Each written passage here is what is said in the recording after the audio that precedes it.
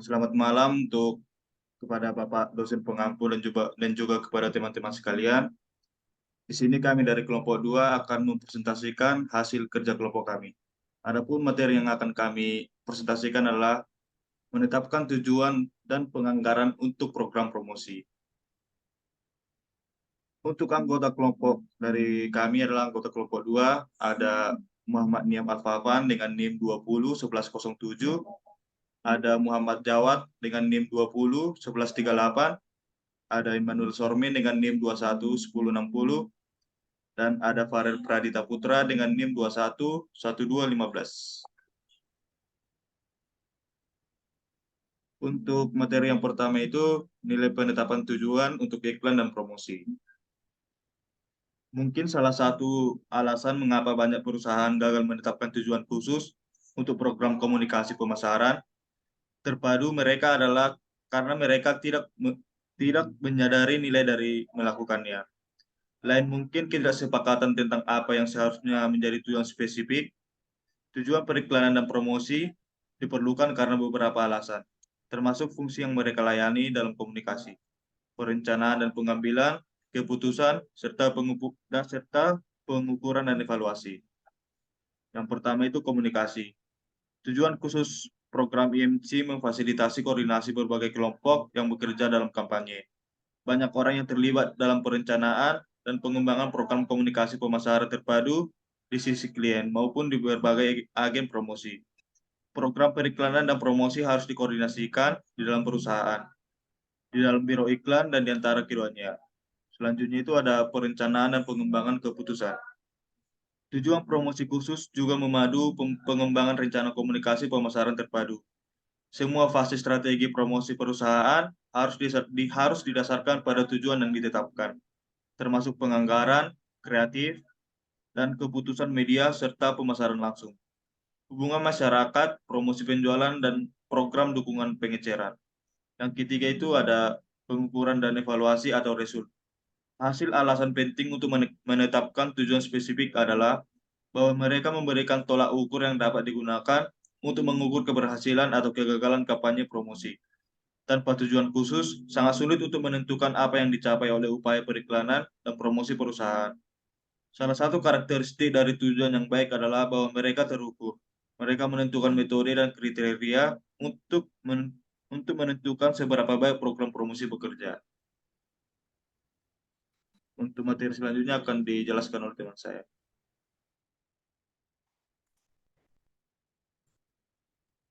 Baik, pada Immanuel, terdengar dengan suara saya.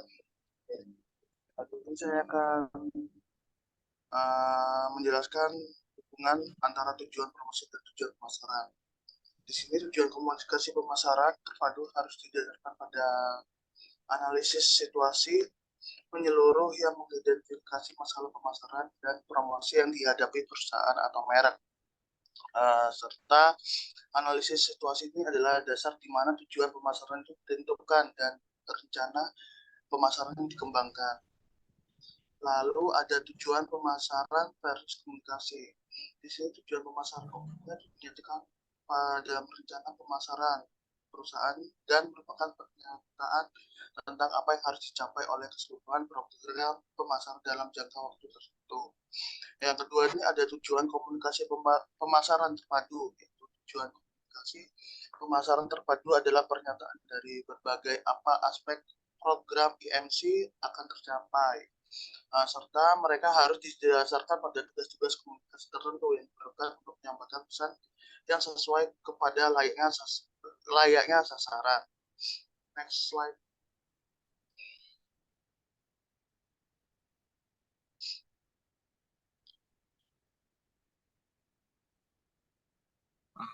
Baik, materi berikutnya yaitu tujuan penjualan versus komunikasi.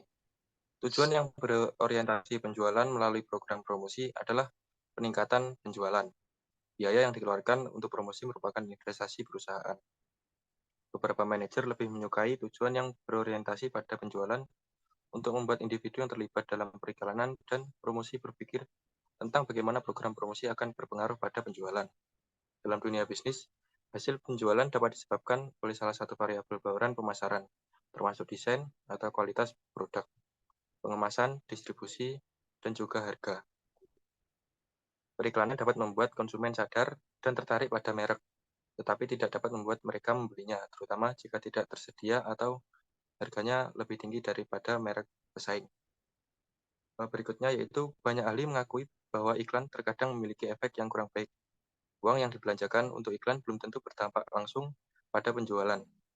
Iklan menciptakan kesadaran, minat, atau sikap yang mengarah kepada ketertarikan konsumen.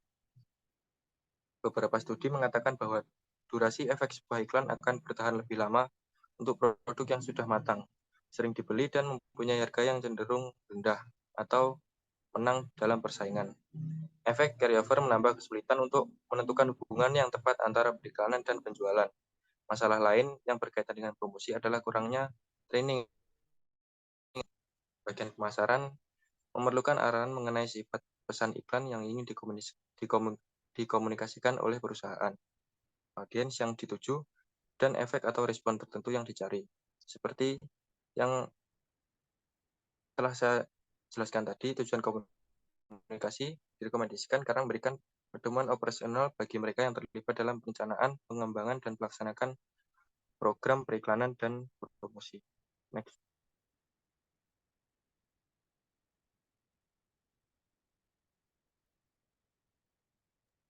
Baik, selanjutnya saya akan menjelaskan materi mengenai nilai tujuan penjualan dan tujuan program promosi.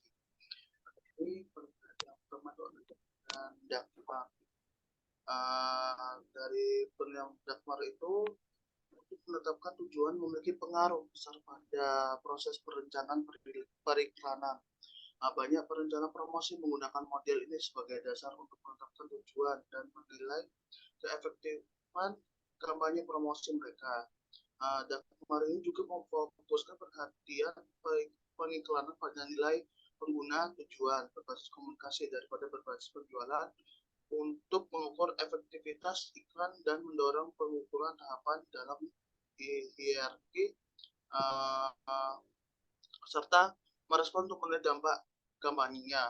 Jadi pekerjaan Cole ini telah menghasilkan perbaikan dalam proses perencanaan periklanan dan promosi dengan memberikan pemahaman yang lebih baik tentang tujuan dan sasaran ke arah mana upaya perencanaan harus diarahkan. Kedua yaitu masalah dalam menetapkan tujuan.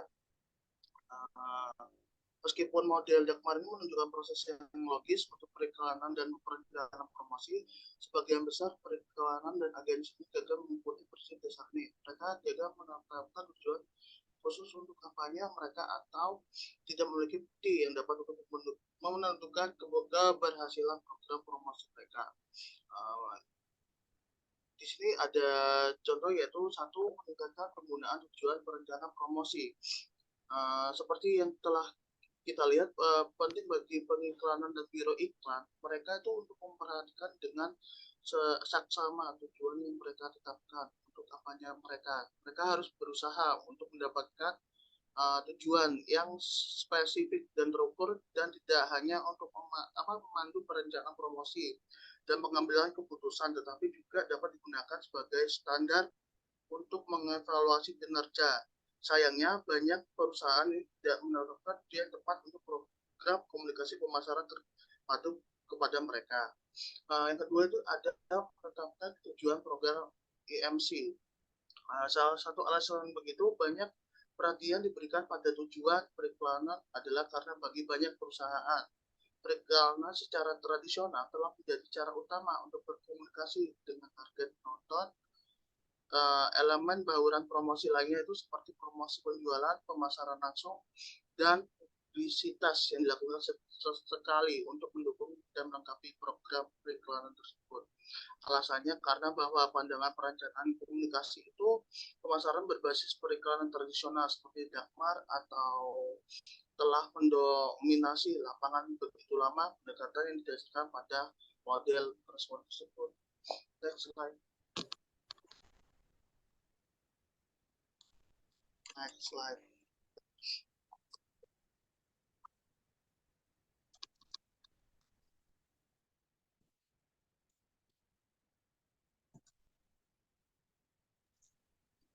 Baik,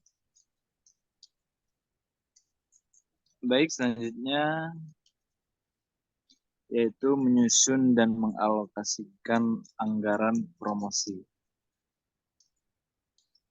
Jadi menetapkan tujuan itu merupakan bagian penting dari proses perencanaan. Mengakui keterbatasan anggaran juga sama penting dengan menetapkan tujuan. Tidak ada organisasi yang memiliki anggaran tidak terbatas. Jadi tujuan harus diterapkan dengan mempertimbangkan anggaran.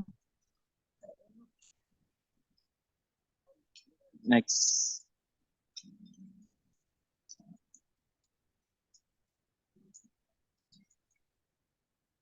Selanjutnya itu membandingkan persepsi respon, ekonomi, dan penjualan pada penganggaran.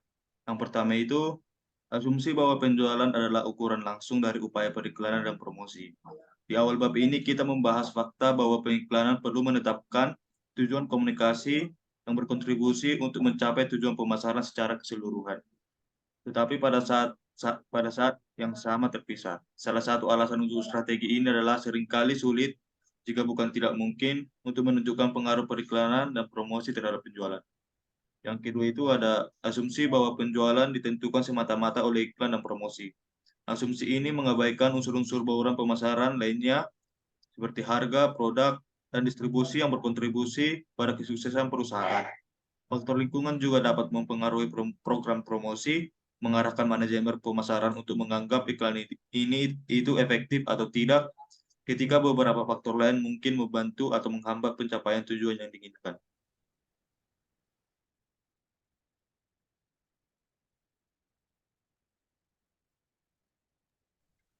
Baik, selanjutnya ada pendekatan penganggaran.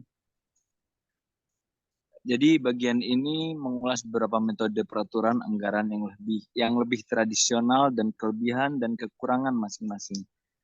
Pertama, kita harus memahami dua hal. Yang pertama itu ada banyak perusahaan menggunakan lebih dari satu metode, dan yang kedua ada pendekatan penganggaran bervariasi menurut ukuran dan kecanggihan perusahaan. Dalam pendekatan penganggaran ini ada 4 bagian. Dalam pendekatan top down, jadi pendekatan top down ini pendekatan yang dibahas dalam bagian pendekatan top down ini karena jumlah anggaran ditetapkan. Biasanya ini di tingkat eksekutif dan kemudian uang tersebut diteruskan ke berbagai departemen seperti ke berbagai departemen. Yang kedua ada metode terjangkau. Dalam metode yang terjangkau ini biasanya sering disebut metode semampunya. Jadi perusahaan menentukan jumlah yang akan dibelanjakan di berbagai bidang seperti produksi dan operasi. Selanjutnya ada alokasi sewenang-wenang, yang mungkin metode ini lebih lemah daripada metode yang terjangkau untuk menetapkan anggaran, di mana hampir tidak ada landasan teoretis yang dipertimbangkan dan jumlah anggaran seringkali ditentukan oleh fiat. Selanjutnya ada persentase penjualan. Mungkin metode ini metode yang paling umum digunakan untuk penetapan anggaran, khususnya di perusahaan besar, di mana anggaran iklan dan promosi itu didasarkan pada penjualan produk.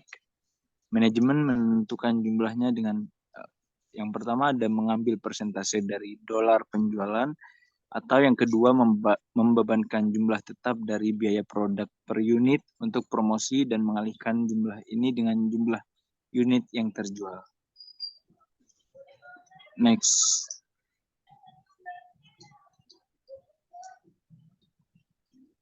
Cukup sekian presentasi dari kami kelompok 2. Jika ada kesalahan kata, kami mohon maaf. Terima kasih.